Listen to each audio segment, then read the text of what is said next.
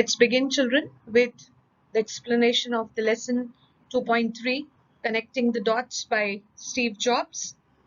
So, children, this was the speech which was delivered by Steve Jobs to graduate students in 2005 at Stanford. So, here in this speech, he talks about 3 stories of his life. He tells the students who had gathered over there the 3 stories of his life. So let's understand the first story and let's see what do we learn from it. Today I want to tell you 3 stories from my life. That's it, just 3 stories. And he begins his speech by telling us that he just wants to tell 3 stories of his life. The first story is about connecting the dots.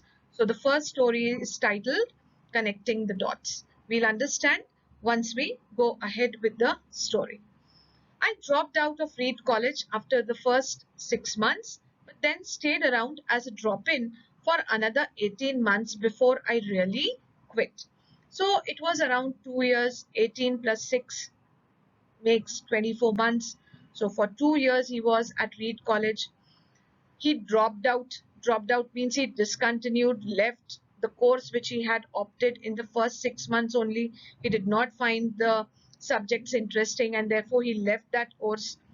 But still he stayed around. He stayed around means he was there as a drop-in. As a visitor, he used to visit Reed College for another 18 months. And finally, he stopped going to Reed College after 2 years.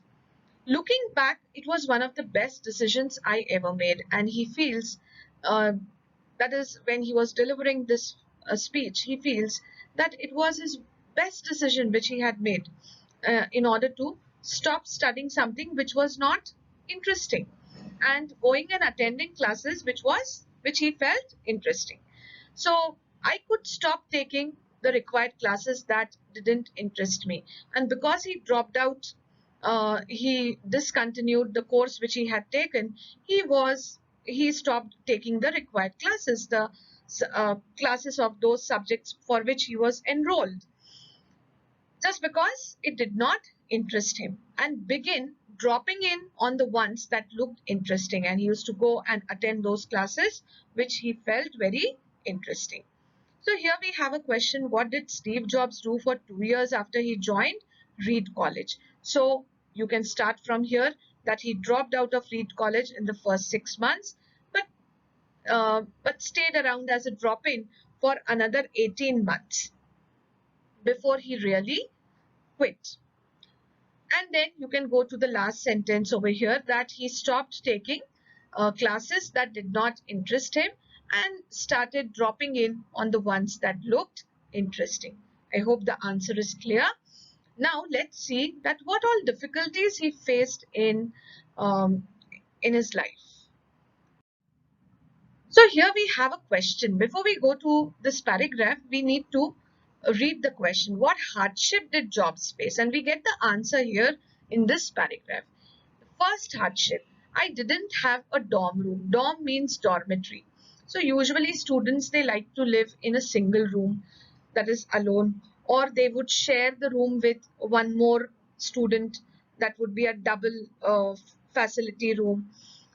But here the condition was so bad that even he did not have accommodation in a dorm room, in a dormitory. Dormitory, here number of children share the same room. That is, in one room only you have 10 to 15 students according to the capacity of the dormitory. So that was the condition. First hardship Job faced: didn't have a dorm room. So I slept on the floor in friend's room. So he had some friends who used to allow him to sleep on the floor in their room.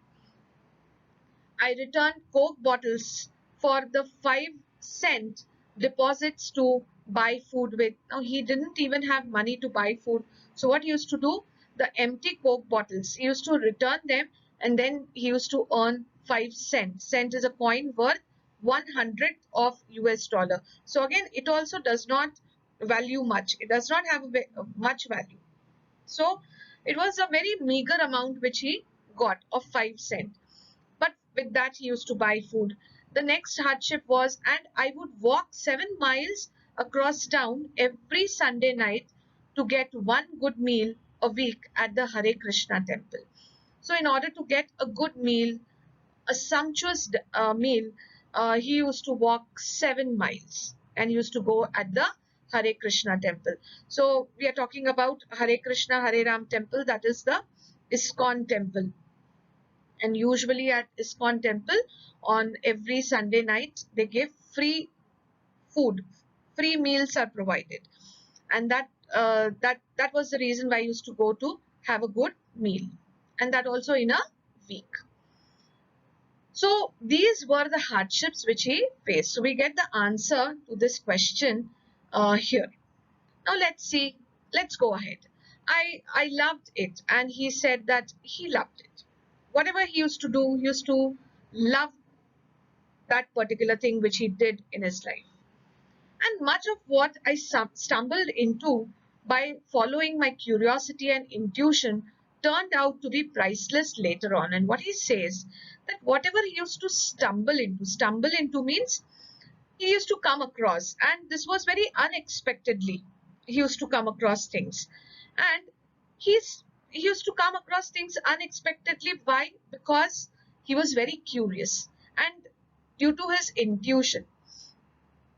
Okay, so he used to get the intuition that yes, this is going to help him out somewhere, or he was very curious to know at times certain things. So he used to go and he used to just gain the knowledge. But he says that his curiosity and intuition turned out to be priceless later on. Whatever he learned due to his curiosity and intuition became a priceless possession for him.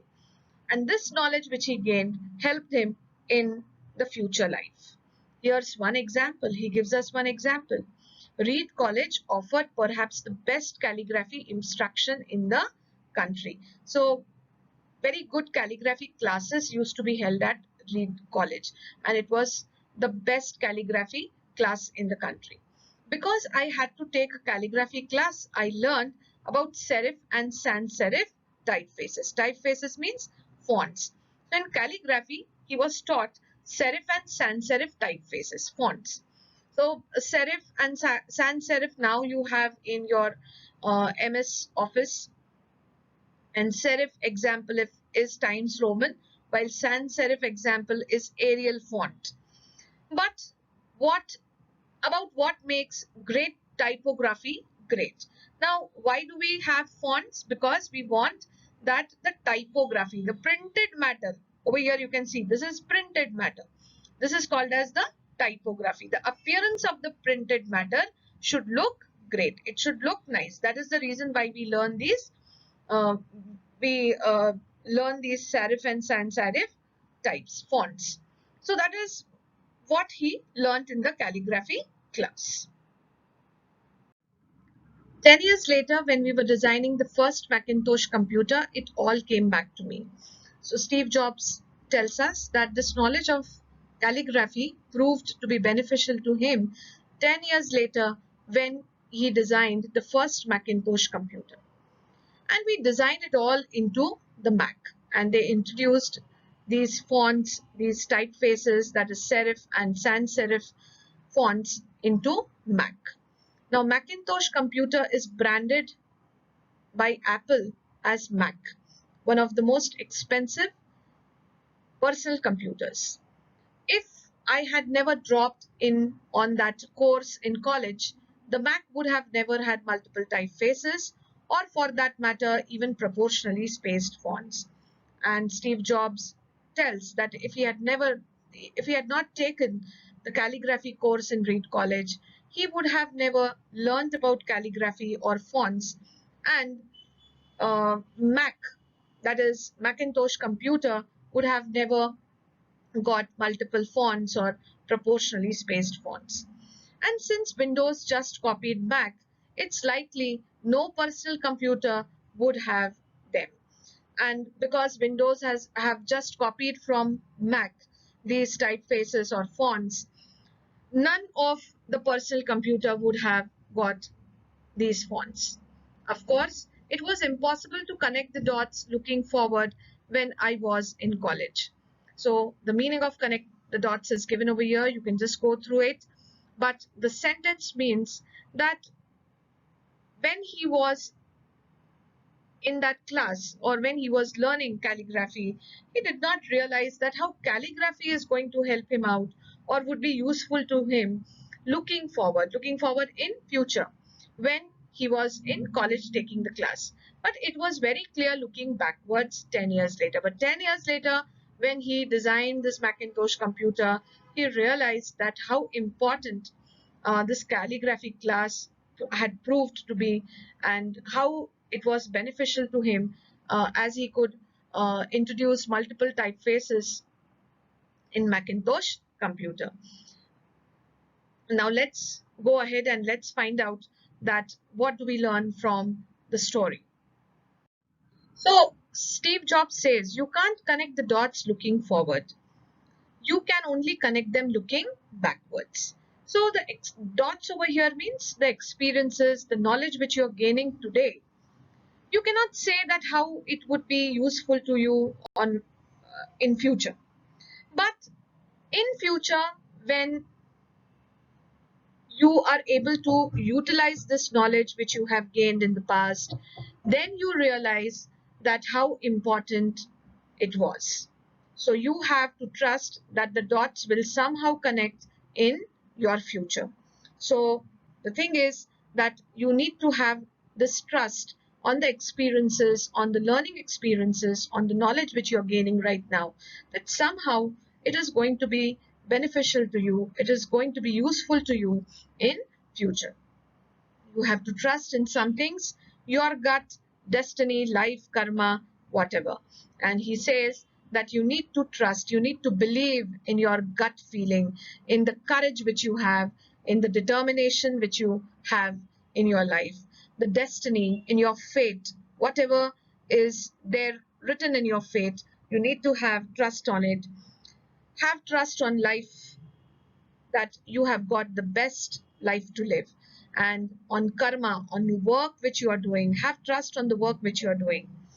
This approach has never let me down, and he says that this approach of trusting his gut, destiny, life, karma, connecting the dots, using the past knowledge and taking a particular knowledge that it will definitely help him out in future, has never let him down, has never failed him in life, and it has made all the difference in my life. He says all the good things which have happened in his life, it is all due to his trust in all these things, and his trust in connecting the dots, connecting the past experiences, knowledge to the future. So I hope, children, that you have understood this first story. Let's go to the next story in the next video, and let's understand it, what it tells us.